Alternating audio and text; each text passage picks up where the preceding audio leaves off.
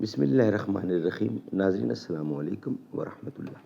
ناظرین، یہ کتاب ہے معارف القرآن جلد دوم، پیج 498، سورۃ النساء نمبر 4 اور آیت نمبر ہے 87۔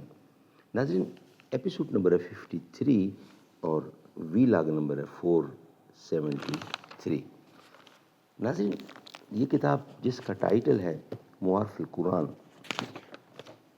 جلد نمبر 2، سورۃ آل عمران سے لے کر سورۃ النساء تک، پارہ نمبر 3 کا رکوع نمبر 4، رکوع نمبر 9 سے لے کر پارہ نمبر 6 کا رکوع نمبر ہے 4۔ ناظرین، اس کتاب کے رائٹر ہیں حضرت مولانا مفتی محمد شفیع صاحب عثمانی رحمۃ اللہ علیہ، مفتی اعظم پاکستان۔ نحمده ونصلی علی رسولہ الکریم، بسم اللہ الرحمن الرحیم۔ قال النبی صلی اللہ علیہ وسلم، خیرکم من تعلم القرآن وعلمہ۔ بہترین لوگ وہ ہیں جو خود بھی قرآن پڑھیں، دوسروں کو پڑھائیں، سکھائیں، لکھائیں، سمجھائیں۔ لوگ جس حال میں مرنے کی دعا کرتے ہیں، میں نے اس حال میں جینے کی قسم کھائی ہے۔ آئین جواں مرداں، حق گوئی و بے باکی، اللہ کے شیروں کو آتی نہیں روبائی۔ محبوب رب کا محبوب ہے تو، تا حشر مہکے گی تیری خوشبو۔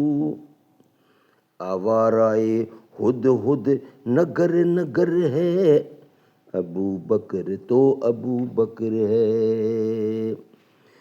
پروانہ تجھ سے کرتا ہے اے شمع پیار کیوں، یہ جان بے قرار ہے تجھ پر نثار کیوں۔ رسول کریم صلی اللہ علیہ وسلم کا ارشاد ہے، الدال علی الخیر کفاعلیہ۔ روایت یعنی جو شخص کسی نیکی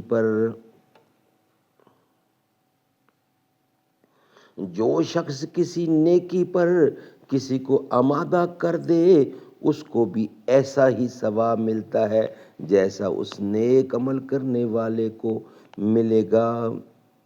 اس طرح ابن ماجہ کی ایک حدیث میں حضرت ابو ہریرہ رضی اللہ عنہ سے منقول ہے کہ رسول کریم صلی اللہ علیہ وسلم نے ارشاد فرمایا، ترجمہ پیش کر رہا ہوں، یعنی جس شخص نے کسی مسلمان کے قتل میں ایک کلمہ سے بھی مدد کی تو وہ قیامت میں حق تعالیٰ کی پیشی میں اس طرح لایا جائے گا کہ اس کی پیشانی پر یہ لکھا ہوگا کہ یہ شخص اللہ تعالیٰ کی رحمت سے محروم و مایوس ہے۔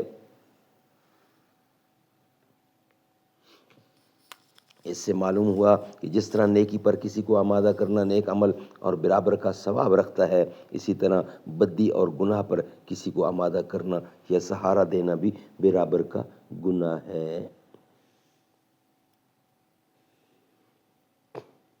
آخر آیت میں ارشاد فرمایا، وَكَانَ اللَّهُ عَلَىٰ كُلِّ شَيْءٍ مُقِیتًا۔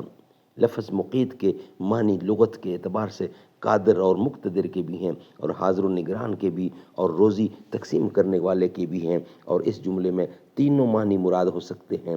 پہلے معنی کی اعتبار سے تو مطلب یہ ہوگا کہ اللہ تعالیٰ ہر چیز پر قادر ہے، عمل کرنے والے اور سفارش کرنے والے کی جزا یا سزا اس کے لیے دشوار نہیں ہے۔ اور دوسرا معنی کے اعتبار سے مطلب یہ ہوگا کہ اللہ تعالیٰ ہر چیز پر نگران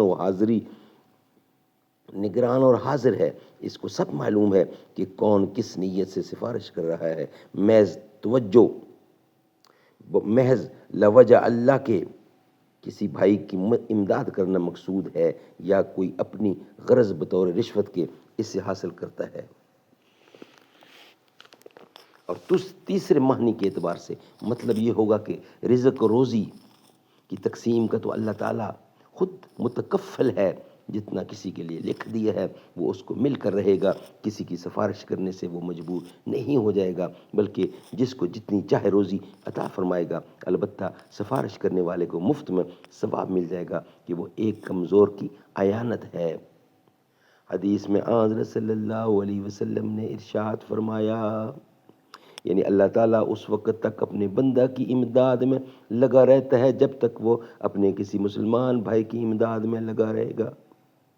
اس بنا پر صحیح بخاری کی ایک حدیث میں رسول کریم صلی اللہ علیہ وسلم کا ارشاد ہے، یعنی تم سفارش کیا کرو تمہیں ثواب ملے گا، پھر اللہ تعالیٰ اپنے نبی کے ذریعے جو فیصلہ فرمائیں گے یا جو فیصلہ فرمائیں اس پر راضی رہو۔ سبحان اللہ، سبحان اللہ۔ ناظرین، یہ ویلاگ ہمارا یہاں ہی کمپلیٹ ہوتا ہے، نیکسٹ ویلاگ کے ساتھ حاضر ہوں گے۔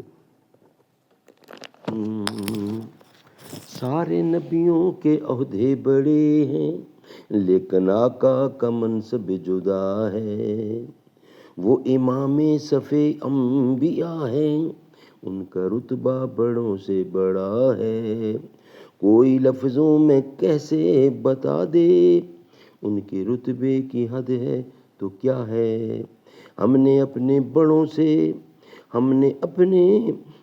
سے سنا ہے صرف اللہ ہی ان سے بڑا ہے، سارے نبیوں کے عہدے بڑے ہیں